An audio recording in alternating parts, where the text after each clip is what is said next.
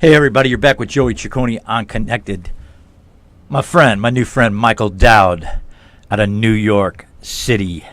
Okay, bottom line right now, John Lindquist, we just want to say thank you for the powerful show it is today. And it comes on a day that's a little different, but we have a story to tell. Bottom line, I just want to give a shout out to Annette and John Lindquist, www.besd.us. Their number, 702-587-5620. I love you guys for supporting my website, my promo at the beginning. I'm back with Michael Dowd asking the questions.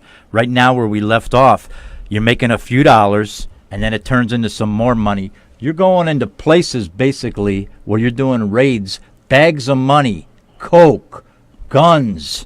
All right? Right. Let's tell it the way it is. Right. And now the connection comes with a guy named Baron Perez. Oh, if you guys take a step back for a moment. Go ahead. We Step back. We just passed like 6 years of my career. Well, go ahead. All right. Well, we don't want to pass it. So I guess just to make it clear, what happens is there's a lot of scuttlebutt, the talk going on, that there's a lot of rogue stuff going down. You say it. In the 7-7 precinct was just got busted. 13 guys were arrested.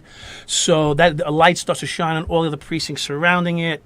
There happens to be a lot of scuttlebutt, a lot of talk, a lot of rumor, a lot of innuendo that the guys in the 7-5 are next. So a big cleansing starts to take place. Guys are starting to hit the hills. They're starting to leave the job.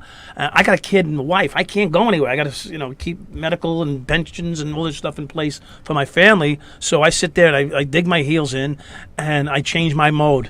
I no longer do any shakedowns. I no longer looking for any of the like we had a steady pad. We shook down every day. Right. So now what happens is I realize that this isn't going to work. I'm going to go to jail. I'm being told by superiors, knock it off in a roundabout way. Okay, because and it wasn't not to cut you off or anything, but one of my questions was the 7-7 did get popped, right. And my question to you was, were you guys hip to know what's going on? And obviously you just answered. Well, obviously the public affair of the arrest was clear, and then of course it's everybody starts checking their own heels, and then all of a sudden the rumors start, and everybody's backing up and pulling away and going to different departments, getting transferred, and I get called by an inspector into his office. He says, "Dowd, I think you should put a transfer in. You're burnt out."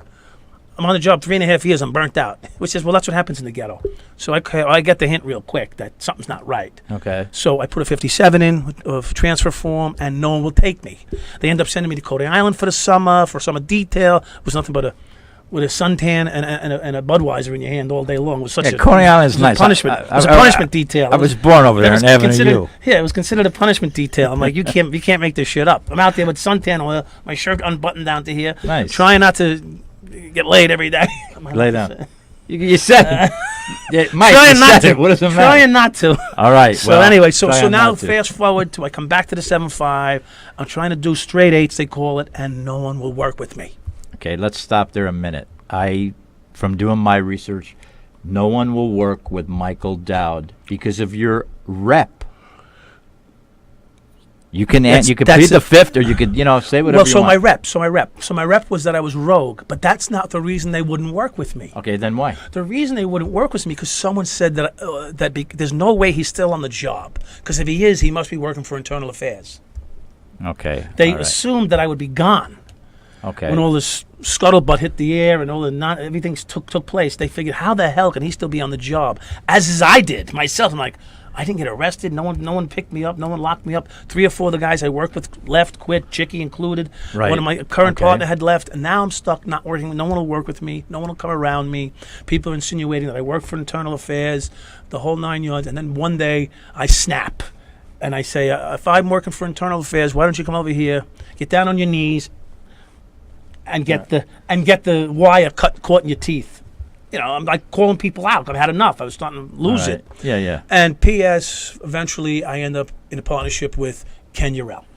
Okay, let's just stop there. So now Kenny comes across with you, and there has to be a bond that is basically set there, a bond of trust and everything. Now does he become your partner in the squad, in the car? Well, we have an agreement. Once you start working with someone for any period of time, you determine whether you're going to continue on as a partnership or you're just going to wait for any random person to step in. So once you agree to be a partner with the individual, then you become formally attached as partners. You go to a roll call and you tell them, then from now on, Joey and Mike are partners. They're going to be working together every day. Gabish, and once the C-note came across to him, all right, Mike, come on. Once the C-note. I didn't just fall out of a well, that was C-note was a palm test. tree. The C-note was a test. Oh, now it's a test. Okay. Well, it was All a right, test all because right. he didn't believe me. All right. He thought I was still working with internal affairs, but he's gonna take a little risk. So finally, we passed the job up. We lost 11 grand on one job. He thought I set him up, and then the next job come over. I grabbed a couple hundred from the girls under the Bible. I grabbed a couple hundred. The worst thing I ever did, and for real. And unbeknownst to this young couple, this woman and her child, I took a couple hundred from the house and gave Kenny like $1.50, whatever it was. I don't know the exact numbers. Right, that's in the documentary. That's the one where no, there ain't nothing here. Right, There was nothing here. Right. In the meantime, there was something. There there. was You took something. it, I whatever. palmed it. I put it. I gave him half out in the car. He couldn't believe it. Like he was shocked. What are you fucking dead? How could you be shocked? Minky, I feel bad for the lady right now. So do I. But that's not. All right, you're reformed. You're reformed. It is what it is. All right, the bottom line now. It's not a good thing. It wasn't a good thing what I did. That's Okay. that's probably the worst thing. Everybody else was drug dealers. I robbed them. So what? Okay, It's part of the job. It's part of the life. This was In the wise guy world, if you're doing stuff and you get knocked off, it's part of the game. If you're a drug dealer and you got cash laying around, the police take it, they let you go. It's part of the game. Well, Gabish, I mean, this is what we talk about on the show, and we've talked with endless guys that have been there and I'm not turned blowing their life smoke around. with anyone's skirt on this one.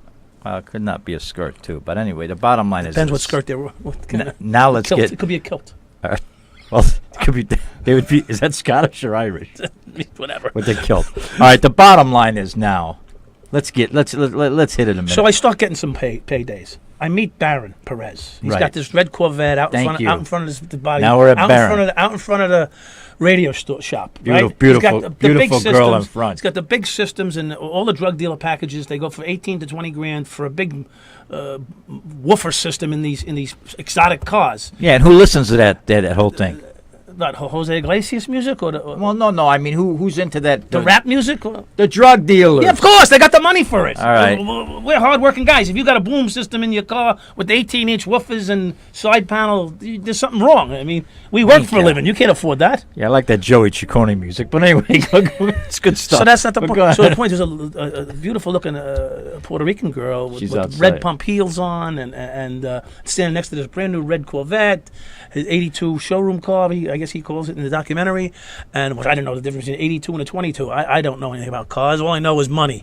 So I see the girl, I see the car, I go, okay, drug package, what's going on? I found out he's the proprietor of the business. I threw a little $5 word in there so they'd see my lingo can actually expand when I need to. Well, yeah, you could be smart when you When want I to. need to, but- right. So now we're go down the ahead. street right now, right? Right. Okay, Yeah. so now so- we're connected with Baron. So now Baron and I make a fast relationship over this beautiful girl, really. Like, he couldn't believe it was his wife. Ugly brick. How could you have something like this? But anyway, he did. So, he believed that was just your little line to get in with him. But yeah, whatever. but I really wasn't. I was astonished. And then but of course that was my intro into him. But however it worked out, it did. So now I find out that all his clients are major drug dealers, and there's got to be some way we can make money from this here. Exactly. So, Did other drug dealers in the 7-5 know about you and that you were a rogue cop? yes, they did, sir. Very good. When you moved up to La Campagna, La Compañía. okay.